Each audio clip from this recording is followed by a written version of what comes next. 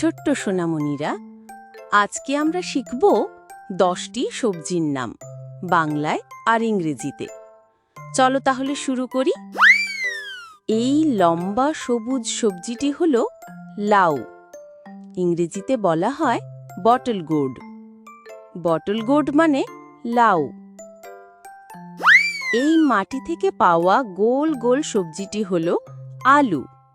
ইংরেজিতে বলা হয় পটেটো।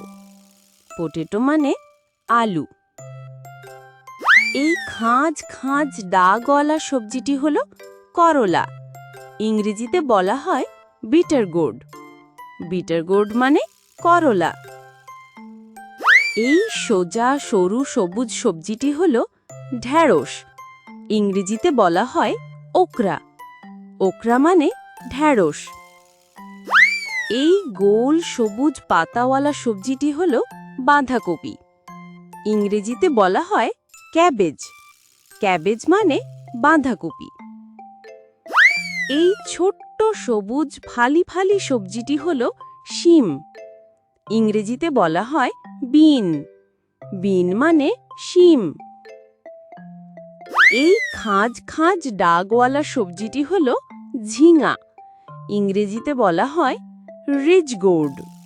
রিজ গোর্ড মানে ঝিঙা। এই নরম সবুজ সবজিটি হলো ধুন্দল। ইংরেজিতে বলা হয় স্পঞ্জ গোর্ড। স্পঞ্জ গোর্ড মানে ধুন্দল। এই ছোট লম্বা সবুজ সবজিটি হলো পটল। ইংরেজিতে বলা হয় পয়েন্টেড গোর্ড। পয়েন্টেড গোর্ড মানে পটল। এই ছোট সবুজ কাঁটাযুক্ত সবজিটি হলো কাঁকরোল। ইংরেজিতে বলা হয় টিজেল গোর্ড। টিজেল গোর্ড মানে কাঁকরোল। আবার দেখা হবে পরের ভিডিওতে। ততক্ষণে ভালো থেকো। টাটা।